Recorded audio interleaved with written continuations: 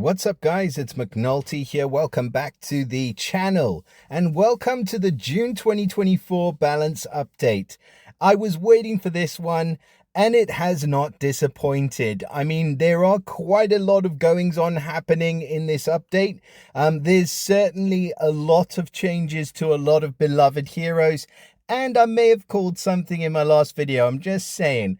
But let's have a little look at what the balance update holds. So for the June 2024 balance update, it says this month we are rolling out the largest set of buffs in recent Empires and Puzzles history.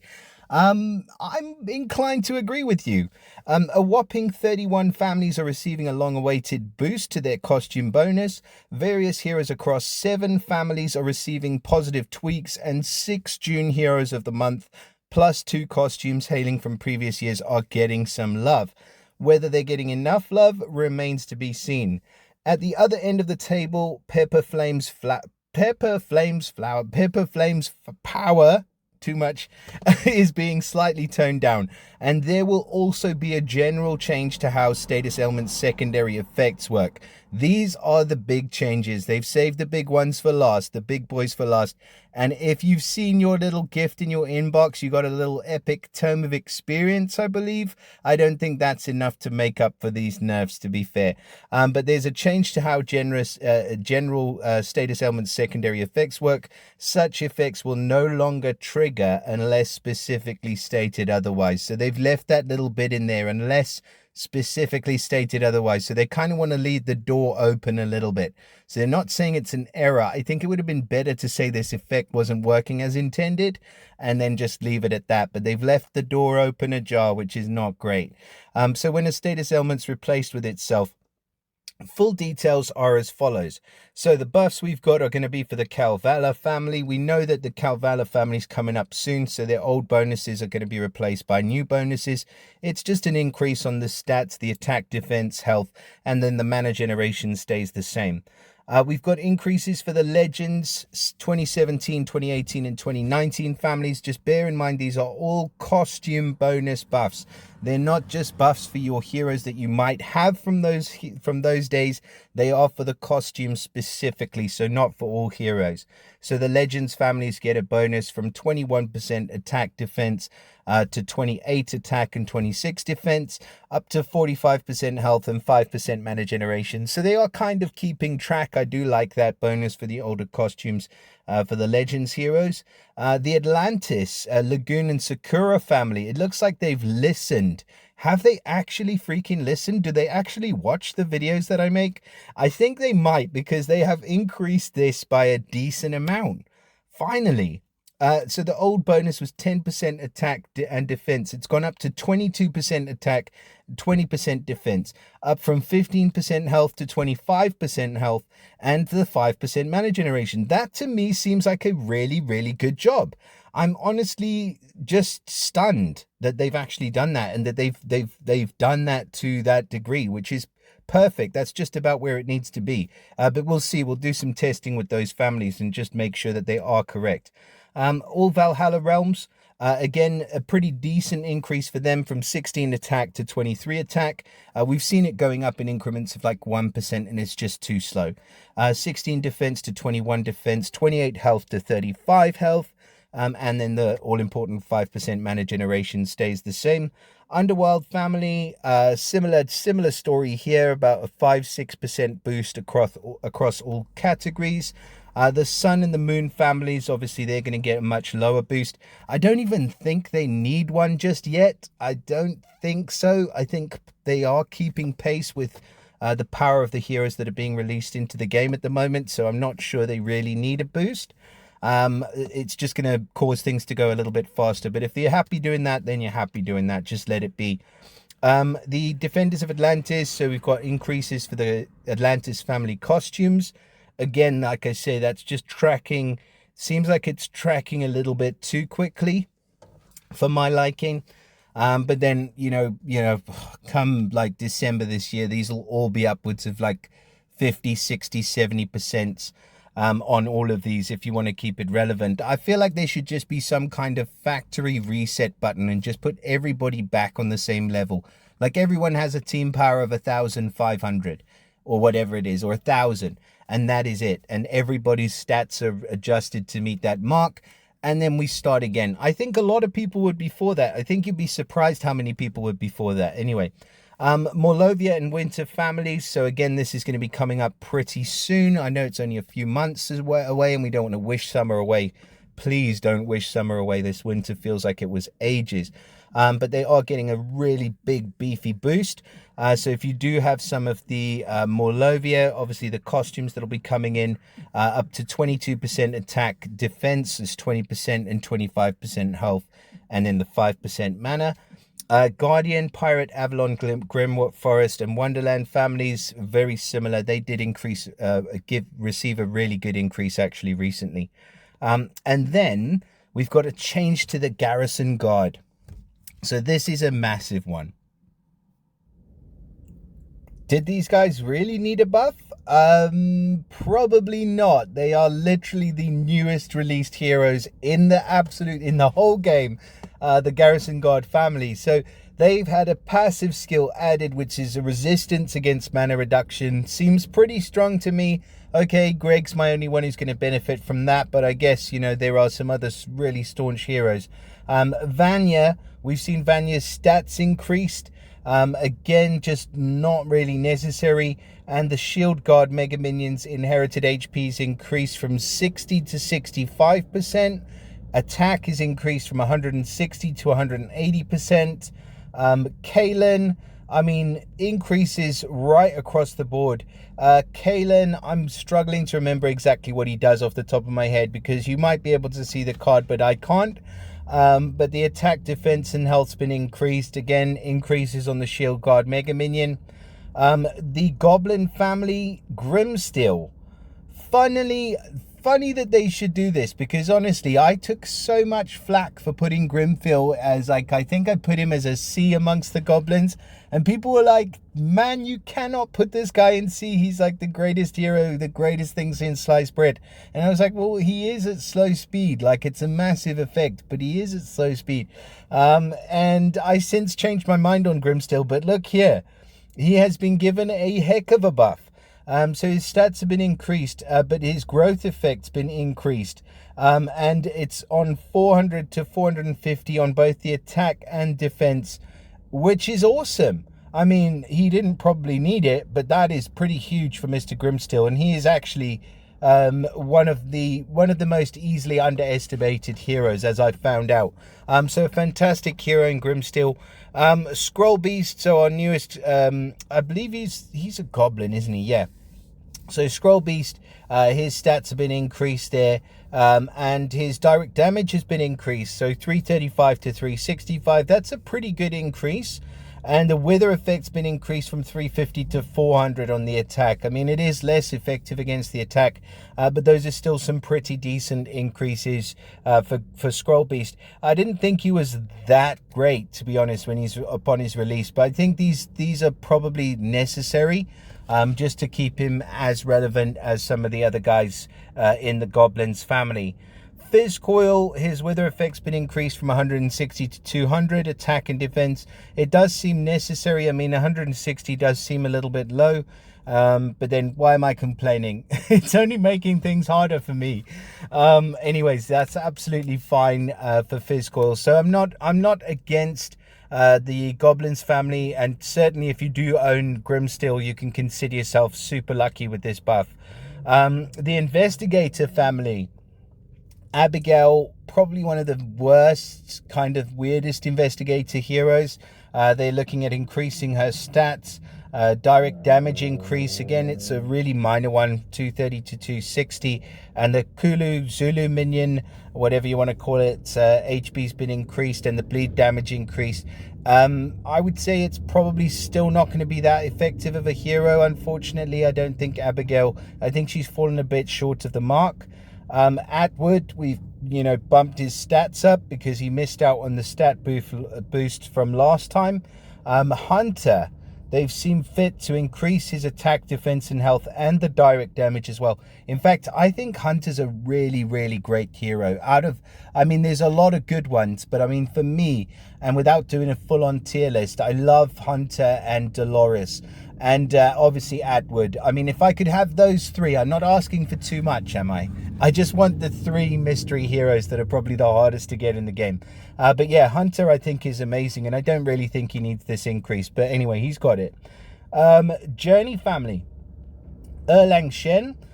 Direct damage increase 475 to 500 just to keep him relevant. I think he definitely needs it. It'd be nice if we did see a bit of a stat boost, but I think they're working their way up to the Three Kingdoms costumes now. So we have seen Diochan, and her costume is ridiculous. Man, oh man. There was a team with her on in the last war, and it took us... Well, I had to go in, attack it, and then just flee, and then somebody else was able to come in and clean because it was just too much. So yeah, his direct damage has been increased, but I don't know what they're going to do with his costume either. This is probably the best one, Zhong Shan Jun, so the big bear-like creature, the big bear, the big angry bear.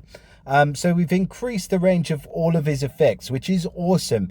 So his max health reduction over time used to reduce the target nearby enemy's health. It now reduces all enemies' max health by 800 over 4 turns. That's a lot more powerful. The health boost over time used to boost just a caster and nearby. He's now a team-wide healer. So 800 boosted health over 4 turns. Again, fantastic change for him. The mana generation debuff, again, for the target nearby, it's now to all enemies, stays at negative 24% mana generation. And the caster nearby get the 24% mana generation, is now all allies get the 24% mana generation. So a nice, healthy buff for the bear. The bear has missed out a lot, but, you know, he's back. He's back with a vengeance. And congrats if you guys have held on to him for this long, because he is now a relevant hero. And then the Nine-Headed Beast, a bit of an increase in the direct damage. Defenders of Atlantis, so Galapago, the turtle, direct damage has been increased. First cast from 250 to 280, second cast 340 to 370. They're really trying a lot to make Galapago relevant, but, you know, correct me if I'm wrong, but I really don't think, you know, I don't fear Galapago. Like, when I go up against him, I just feel like he's kind of a non-event. Like, he'll go off, he hits pretty hard, but you can deal with him. Is this increase going to make him suddenly, you know, one that I would be less inclined to go up against? I mean, on the second cast from, you know, up to 370 maybe, but at 280 I don't think. I think he's more defensive, and that's why he doesn't seem to hit quite as hard. But anyway, he's got a bit of a buff. LaSalle, they're still working on this bloody Sea Cavalry Fiend. Inherited HP increase from 15 to 20. That is going to be a problem, because with the duplicating Fiend, it's a lot more difficult to deal with. So you've got a lot of healers that will go 45%, that will even go 50%, but now you're asking them to go 60% to get rid of all those Fiends. And if they don't get rid of all the Fiends, they keep duplicating. So this could be an undercover pretty decent buff for LaSalle. Thalassa, one of my favorite heroes in the game, just such an awesome looking hero. Health boost increased from 500 to 550, and then from 600 to 650. So that's pretty straightforward. Keto, direct damage increased. First cast from 320 to 350. Second cast onwards up to 470. And I believe it's minor to all others. I don't have Ceto, and I can't see the card. Again, it's a bit frustrating when I have to make the video when I can't see the card, but I'm sure it's up on the screen for you guys now. But that is a pretty decent increase for Keto. She's a good hero, just ugly as anything. Gellert, direct damage increased. Base damage from 430 to 460, max from 570 to 600. I mean, he's just a huge damage dealing machine anyway, so I think this is going to make him even worse to go up against. Whenever I go up against him, I mean, tell me if you think I'm wrong, but he just seems to be the finisher. Like, he gets those cubes out and they just explode, and they do so much damage, like so much more than what you thought they were going to do. And I think this is going to be a bit of an issue because this guy's strong and he just got stronger. For the Nightmares family, we've got Ultrox, direct damage increase. I'm going to go over the rest of these pretty quickly because I don't think all of them are that relevant. But it seems like they have been doing a lot of work on these heroes, and I'm happy about that. Don't get me wrong, I really like it when they do put a bit of effort into the heroes, because everybody feels it and it trickles down, and just watch it. You know, the response will be better on this. Direct damage increase from 27 to 30 per dark shield on the board, max 270 to 300. So it's not a huge increase. And then second cast 330 to 350. Counter attack's been increased as well. He's still pretty easy to deal with hero. Unfortunately, Ultrox has fallen a bit short of the mark. I thought he was going to be amazing, but you know, he really isn't that amazing. Persa, her spreading corrosive poison damage has been increased from 236 to 290 each turn. And then from the second cast, 275 to 328. That's a pretty decent increase for her as well. So Persa's strong. Dom Eventus, they're still working on Dom Eventus. First cast, 152 to 201 burn damage, 182 to 231 damage on the second cast. So very, very similar to what we saw with Persa. Atlantia, corrosive frost damage has been increased up to 211 each turn, and then from 222 to 275 each turn on the second cast onwards. So again, very similar. And Atlantia's, I mean, she's fallen way behind the pack. She's right on the same level as, geez, I'm not even going to be able to get to her name now, am I? Ephira, the minion summoner, who I actually have. I just need her to get like a buff where the minions are like unkillable. They do mindless attack, shifting mindless attack, counter attack, and just blow up the entire team. And then she'll be good. And then the Bard family, passive skill increase. Okay, so mana increase reduction. Further reduces enemy mana increases. Hang on. Hold on. That weirdly didn't make sense. So the passive skill, mana increase reduction, further reduces enemy mana increases. That's just a weird sentence. So it means that enemies can gain mana less. It's going down from 50% down to 80%. They've done this for the whole of the Bard family, so I'm not going to go over all of them, but it's just increasing their passives. So there's the mana increase reduction. There's a revival trance reduction, which has been increased. That affects Phonexa and Zabog. There's been the defense element reduction, which has been increased from 50 to 80%, and that affects Winifred and Zarul. And then the attack element reduction, and that affects Selamine and Garias. So just a small change for the Bard family of heroes. The June heroes of the month. Man, they're bumping a lot of heroes up. Okay. Hell has received a direct damage increase. The costumes received a direct damage increase. That's fantastic. She's a great hero. Gravemaker received a direct damage increase. Costume received a direct damage and a burn damage increase. Sorry, Gravemaker, it's not going to make that much of a difference. He's still not that great. He was at one point, but that was many, many moons ago. Raphael heal over time has been increased. It's not going to make that big of a difference. Elradir direct damage increased from 285 to 315. Reflected status effect damage increased. Again, I don't think it's going to make any difference. I don't think I've ever seen anybody with a maxed Elradir on defense. He's just never been a good hero, even when he was not being power crept. Orphanius base damage has been increased. I know a few people do like Orphanius. It's a pretty good increase, 50% increase on his base damage, so that's okay. Skargrimar, direct damage increase from 285 to 315. So those are for the two heroes of the month there. Now, here comes the Nerf hammer, the adjustment. So this is the big news in this update. So unless specifically stated otherwise, replacing a status ailment with itself will no longer trigger its secondary effects.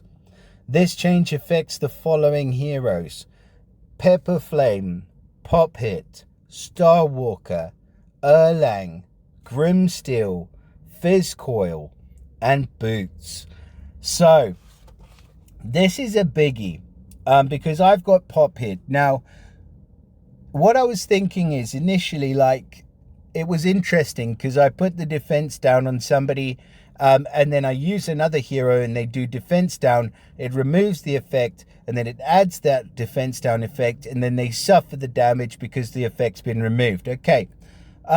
I was like, okay, that's amazing, because you can do some pretty cool damage and you can work out some pretty cool synergies with that. Now, was that a glitch? I don't know, because it's been like that for a long time. So to me, if something sticks around for that long, it can't be a glitch, can it? It's got to be something that they planned to have like that, and for people to be able to take advantage of and use, because they're not stupid, right? Now, if you get a situation where you get somebody who figures out they've got like a Nautica and they've got like 2 Pepperflames or 3 Pepperflames, or 5 pop hits or 5 Star Walkers, and they're like, well, actually, you know what, I can just hit this effect, keep it going through every single one of the heroes, and the next one's going to give the same effect, and it's like a domino effect. I could just do the most amazing damage and just be indestructible, right? So that's something that people have figured out. Now, a pretty simple remedy for that, and correct me if you think I'm wrong, would just to be saying, okay, if they trigger the exact same effect where they're giving a status ailment when removed gives a damage effect, then that's not going to work anymore. But what they've done is that they've changed it all. So now if you hit with pop hit, for example, and then you hit with elemental defense down or defense down from another hero, it does not remove the effect. It just does the damage. So pop hit and Pepperflame, Star Walker, Erlang, Grimsteel, Physical, they've all been kneecapped unnecessarily by this change. And the change is a bit late. I think it should have happened sooner. But I think that the change should really be for if you've got heroes with the same effect. But I'm not sure that they actually have the capabilities within the game to be able to create that mechanic. So this is kind of the next best thing. So it means that for a lot of these heroes, their usability is going to be a bit worse now. They're going to be more focused on the on the Equalizer War formats. And I hate to say it, in fact, I don't hate to say it, but I did call this in my video where I said Star Walker is going to be an A. He's not going to be in an S tier amongst the Astral Elves. He is going to be an A. So mark my words, that man is now solidly an A. He's still a fantastic hero, but he has his limitations. And this just kind of puts the icing on the cherry on the top of the banana split. Anyway, moving on to this one. Now look at that big massive word. They are actually accepting the fact that they are nerfing a hero. Not that they've just nerfed all of these other heroes, but they are nerfing Pepperflame. Okay, so no good news for Pepperflame owners, unfortunately. Now, we all hate Pepperflame, but she's just become a little bit more likable. That's the way we're going to look at this.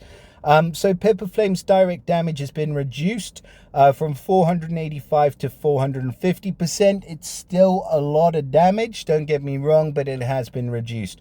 Growth has been reduced from 330 to 250 on the attack. It's necessary. She's super OP. Defense reduction lowered 35% to 30%. And then, of course, she gets the same horrible benefit from this adjustment as all of these other amazing heroes. So, is it a nerf? Heck yes. Are they calling it a nerf? Heck yes. Which is cool that they've owned up to the fact that they are doing nerfs in the game. And nerfs are necessary. That's a necessary part of a game like this. You need to keep the game in balance. And we don't mind this. I mean, personally, I'm just speaking from my own personal self. I wouldn't mind this. If I owned Pepperflame, I would have known by now that something was going to happen somewhere along the line. And I know people who own Pepperflame, and they're like, yeah, she's pretty broken. So this is okay. But then keep it going. I mean, just keep that balance going, or do the whole factory reset, whatever the fuck you want to do. Anyways, that is it for the balance update. So in summary, the big bits that I do like, I'm going to say some of the increases to the costumes, especially the stat increases. Oh, before we forget, This guy, Zhongzhanzhen, the lovable bear, I like that. I do like the increase for the, the Garrison Guard family is pretty stocky now. But I'm thinking about the Atlantis family. So the old Atlantis costumes getting that buff up to, where are they? Yeah, from that up to 22%. I really, really like that. And there's not a lot in this balance update where I think it's like as bad as some of the others. But I'm not the hugest fan of the adjustments when it comes to these heroes listed here, except for potentially Pepperflame. And again, like maybe they didn't need to remove that effect, but if they could have worked out where the mechanic only works when you trigger it off with a different hero who doesn't give a defense down, where when it cleansed there's a damage effect, then that's a lot of words, but that would have worked in my humble opinion. So that is it for the June balance update. We have got Soul Exchange around the corner. It is a busy season. The sun is out. I hope you guys are all enjoying the summer. Please do drop me a comment. Let me know your thoughts on these balance updates. And then drop us a like and subscribe to the channel. And lastly, share it with your mother. And I hope you all have a lovely time. I'll see you again in the next video. Bye for now.